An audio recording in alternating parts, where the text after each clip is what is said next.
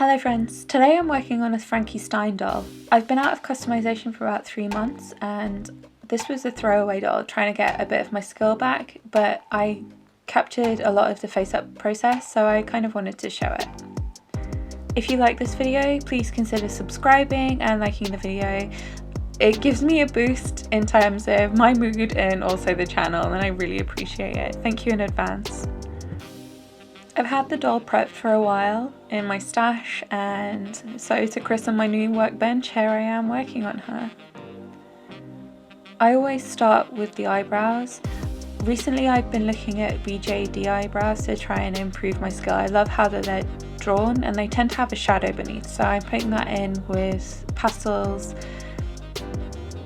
using my eraser to try and refine the shape. I always shade down the side of the nose, just because the flat colour of a doll is so different to a human face, and I'm always trying to get more realism into the dolls that I'm working on. I'm shading under her cheekbones. Although Frankie has such defined cheekbones, I always want to add a little bit more. Today I'm working with Faber-Castell pastels. My friend, the doll modiste, gave me her art supplies. Usually I'll work with Mungyo, but in the past I've really struggled with the payoff with them, and the Faber-Castell soft pastels really came out quite well on the doll's face. I tend to shade the corners of the doll's mouth because I think it defines the smile shape. Like, most Monster High dolls are sculpted with quite a neutral face shape, and I kind of want to make them look more smiley. I tend to try and give a doll quite a soft and innocent smiley look, and I think this helps. I like to add pale blush in a diamond shape, so I add it in her forehead, the high points of her cheekbones, the tip of her nose, her lips and her chin. I always put this in a pale pink colour first, and then I'll add the darker blush tones on top of that because I find it easier to blend out. I do like a splotchy blush, but that's not what I'm going for here. I want it to kind of blend in a little bit, and because I put that paler colour before, it will kind of help me blend in the darker colour as I add it. I'm drawing the bottom waterline first. I do really struggle with symmetry, so I try and add that point first to then build up on. Because I'm right-handed, I always turn the doll upside down to draw the left hand eye, and then I try and match them together. I never get great symmetry, but I don't always go for that. Like, I do think it looks beautiful, but you can get a little bit uncanny valley. So while I've been off, I've still been looking at quite a lot of doll art, and I do love the dolls that have bright white sclera, but if you shade that, it can make the eyes look a lot more dimensional. So I'm trying to do that with a French grey. I decided to give her pink eyes partly because of the dress I made. The dress is actually the entire concept and inspiration for this doll, and I'll show you at the end what that is. But because pink and green are opposite on a colour wheel, they look so incredibly good together that I just decided that I wanted her to have a warm pink eye colour. So as always, I talk about something a little bit random during my face ups. I'll pop back in to tell you anything that I think is important, but I'm currently living in a haunted house. I've mentioned this on my Instagram. I know it sounds completely ridiculous, and people have asked me about the ghosts. I know it sounds it's kind of embarrassing to say that you believe in ghosts. I didn't necessarily before I lived here. I think partly because I do have hallucinations. I have mental illness. I have some hallucinations, and so I'll write quite a lot off as a hallucination. But there's been some really freaky deaky weird stuff happen while I've been living here. So when I moved in, I asked my landlord, just because I've been watching the BBC show Ghosts. If you haven't seen it, I recommend it. It's hilarious. It's just the cutest, funniest thing I've ever seen. Really funny. But yeah, I asked him, I was like, so how many ghosts have you got in this 700-year-old house? And he was like, are you being serious? And when he said that, I was like, yeah, I guess. And so apparently there's a guy in a hat that will, I'm assuming cheetah hat, that's how it was explained to me, that will walk the length of the terrace. And then there's a little girl, the scariest of all the ghost types. So on the top floor of my house there's a little girl. I did not sleep for a week. Not even joking, I didn't sleep for a week. Just absolutely terrified. So my first experience with the ghosts, this is like the only way I can explain it. I think I've said before I have pretty bad asthma, and I lost my reliever inhaler. And I was like hunting for it throughout the house. I literally looked everywhere you could look, every inch of the house. And then I was walking up to my bedroom and there was a trail of peanuts. I haven't bought peanuts since I live here. The house has been empty for 3 years. 3 years. Trail of peanuts up the top staircase to a little mound of peanuts underneath my bed, literally where the inhaler was. What even though? What? And I know the argument has been, where did the ghost get peanuts though? Obviously at the ghost peanut shop. Like, let's not pretend that there isn't a ghost peanut shop. I don't know. It was just so random. I do have 3 cats.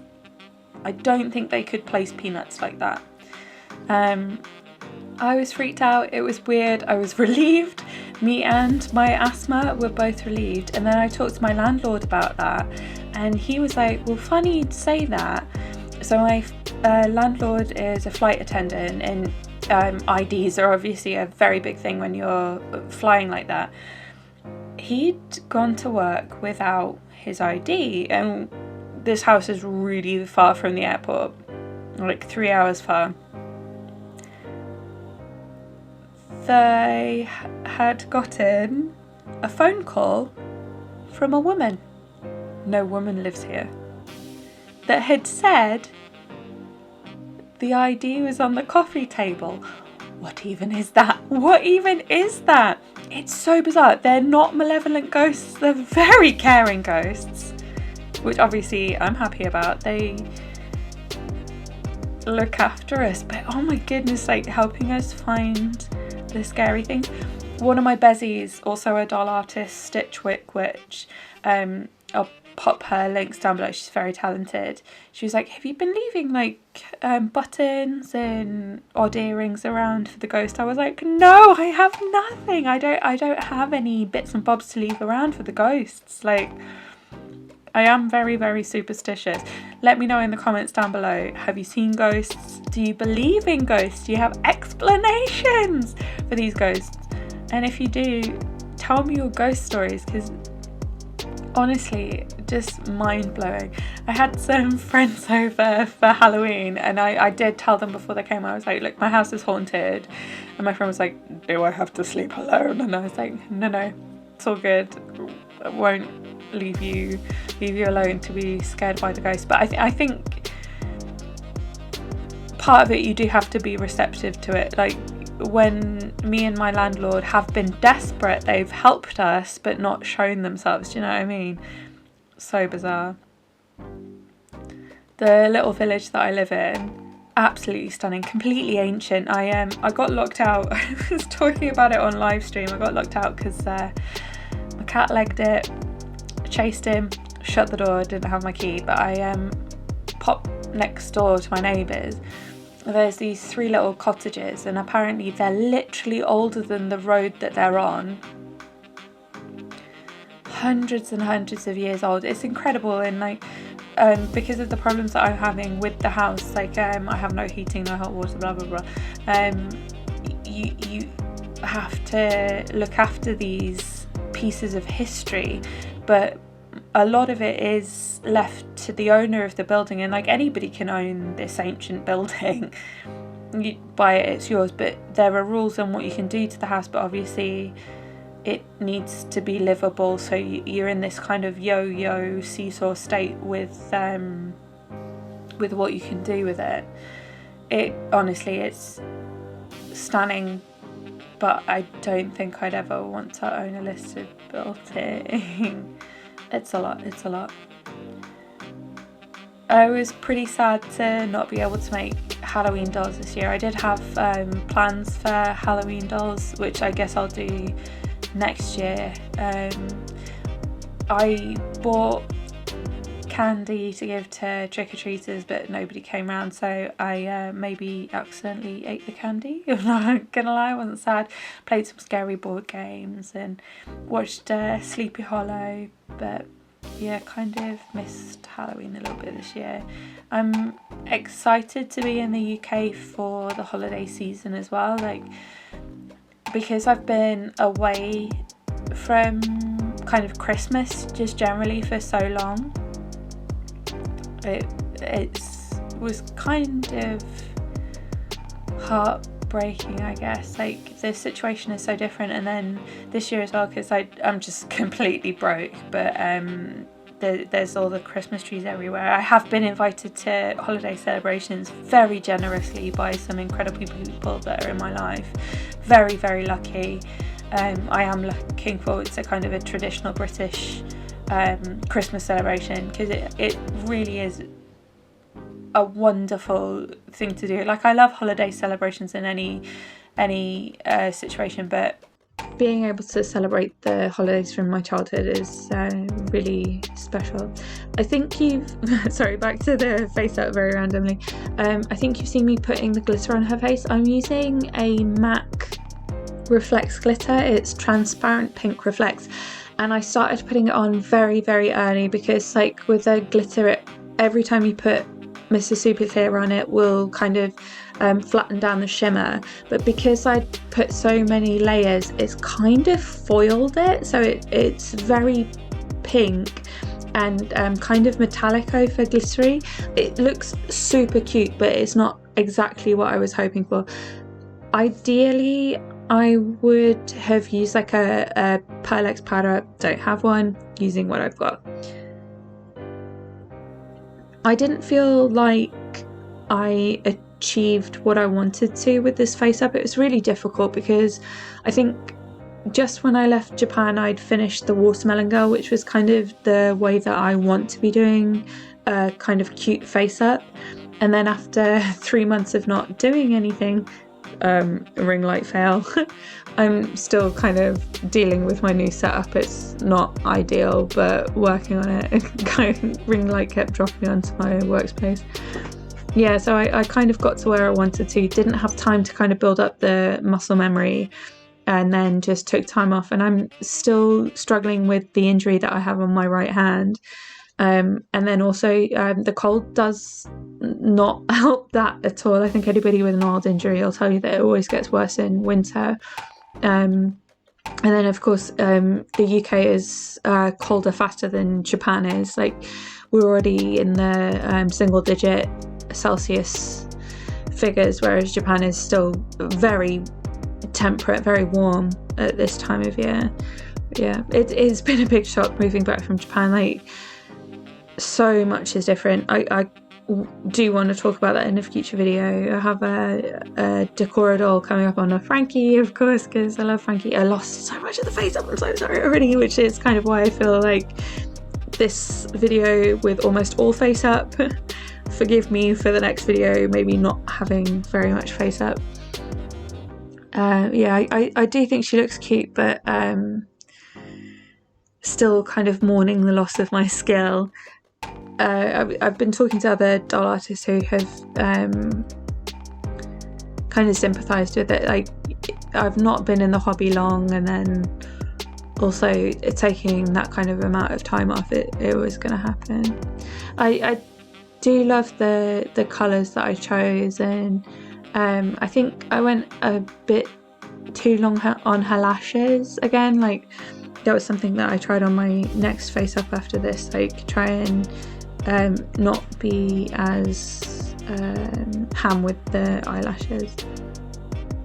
So the dress that I made for her, it was actually a mock-up, because I wanted to put this doll in kind of a white dress, but I used the fabric you're seeing at the end, pink with white elephants, and then obviously that looks incredible on Frankie's skin tone. So I was like, I'm just going to do a simple Frankie with this dress. Please let me know if you want more information about the dress, because it's not a difficult dress. We could probably do a sew along quite easily, and I'll get the pattern online so that we can work on that together.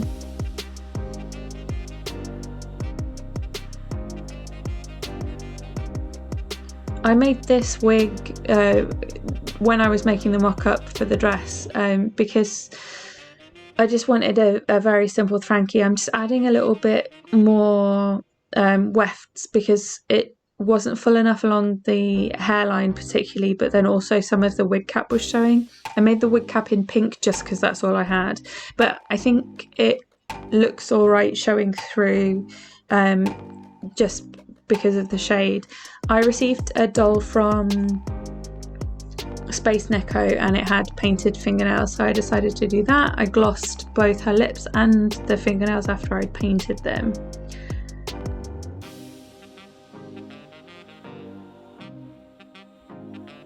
I really like how her hair looks with this wig, but I wanted it away from her face, and remembered that I had these tiny little barrettes. I got them in a doll shop in Japan just before I left, and I thought it was a perfect little detail. Just using a razor to kind of even up the lengths of her hair. With yarn, it can look a little bit too wispy if you don't do that. Then heating her head to get her head back on. So here are her hands, and I'm popping them back on, and there's that dress that I was talking about that was kind of the inspiration for the whole doll in the end.